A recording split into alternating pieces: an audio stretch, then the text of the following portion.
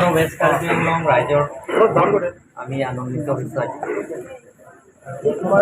কাৰ্বি আংলঙৰ এটা ইতিহাস ৰচনা কৰিছে যে অসমত যিটো ডিলিমিনেশ্যন হৈছে, চিটৰ যিটো ডিমিলিনেশ্যন হৈছে, তাৰ ভিতৰতো কাৰ্বি আংলঙৰ কাৰণে এটা চিট আমি পাইছোঁ, যিটো ইলেকশ্যন কমিশ্যনৰ পৰা যিটো ডিক্লেয়াৰ কৰিছে। তাৰ কাৰণে মই প্ৰধানমন্ত্ৰী নৰেন্দ্ৰ মোদী ডাঙৰীয়া আৰু লগতে গৃহমন্ত্ৰী অমিত শ্বাহ ডাঙৰীয়া, লগতে ভাৰতৰ জনপ্ৰিয় মুখ্যমন্ত্ৰী ডক্টৰ হিমন্ত বিশ্ব শৰ্মা ডাঙৰীয়া, আমি কাৰ্বি আংলং ৰাইজৰ হৈ মই ধন্যবাদ দিছোঁ যে আমি কাৰ্বি আংলঙত ৱেষ্ট কাৰ্বি আংলং এই দুটা জিলাৰ ভিতৰত যিটো ডিলিমিনেশ্যন যিটো হৈছে, চিট যিটো আমাৰ বিধানসভা চিট যিটো বঢ়াইছে, তাৰ কাৰণে মই কাৰ্বি আংলং ৰাইজৰ হৈ মই ধন্যবাদ দিছোঁ। মুখ্যমন্ত্ৰী, গৃহমন্ত্ৰী আৰু প্ৰধানমন্ত্ৰী তেখেতসকলক মই ধন্যবাদ দিছোঁ। আপোনালোকে জানে বহুত দিনৰ পৰা আমি আন্দোলন কৰি আহিছোঁ। আন্দোলন কৰিলেও যে চিটৰ বঢ়া সেইটো আমি পোৱা নাই। কিন্তু আজি আপোনালোকে চাওক, নৰেন্দ্ৰ মোদী ডাঙৰীয়াৰ নেতৃত্বত, ডক্টৰ হিমন্ত বিশ্ব শৰ্মা ডাঙৰীয়াৰ নেতৃত্বত আমি বাজেট প্ৰিপেৰেশ্যনৰ সেই সুবিধাটো আমি পাইছোঁ। বাজেট যিটো নেকি আমাৰ প্ৰিপেৰেশ্যনৰ সেইটো ক্ষমতাটো আমাৰ অৰ্পণ কৰা হৈছে। তাৰ বাহিৰেও যিটো অসমত যিটো ডিলিমিনেশ্যন এছেম্বলি চিটত, সেইটো আমি কাৰ্বি আংলঙৰ কাৰণে কপাল ভাল, কাৰ্বি আংলং ৰাইজৰ কাৰণে কপাল ভাল।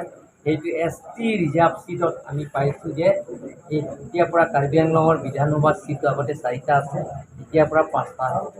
তাৰ কাৰণে আমি কাৰ্বি আংলঙৰ সকলো জাতি জনগোষ্ঠী, সকলো ধৰ্মাৱলম্বী সকলোৱে আজি ফূৰ্তি লাগিছে। প্ৰত্যেক এৰিয়াতে আপোনালোকে গম পাইছে, এতিয়া চবেই এতিয়া বম ফুটাইছে আৰু লগতে মানুহে নাচিছে, ফূৰ্তি কৰিছে। আপোনালোকে গম পাইছে যে এইটো মিঠাই খাইছে আৰু সকলোৱে ফূৰ্তি কৰিছে। কাৰণ ইয়াত আপোনালোকে চাওক যে কোনো আন্দোলন নকৰাকৈ, কোনো বনকল নকৰাকৈ, ইয়াত কোনো ধাৰণা নকৰাকৈ, সেইটো আমি আলাপ আলোচনা কৰি যিটো অনুৰোধ কৰিছোঁ যে কাৰ্বি আংলঙৰ কাৰণে যে চিট ডিলিমিনেশ্যন হ'লে যে ৱেষ্ট কাৰ্বি আংলং নহ'লে ইষ্ট কাৰ্বি আংলং এটা চিট দিব লাগে বুলি আমি দাবী কৰিছোঁ।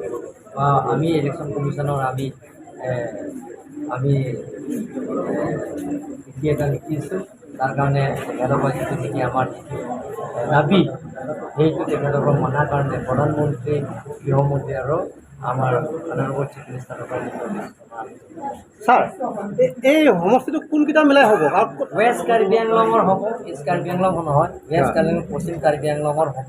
পশ্চিম কাৰ্বি আংলঙত ৰংখাং সমষ্টিত আৰু লগতে বিধুং ৰিংখাম সমষ্টিত আৰু লগতে কুপলি আৰু হামৰেং, এই 4টা সমষ্টিলৈ এটা ৰংখাং বিধানসভা সমষ্টিত হ'ব।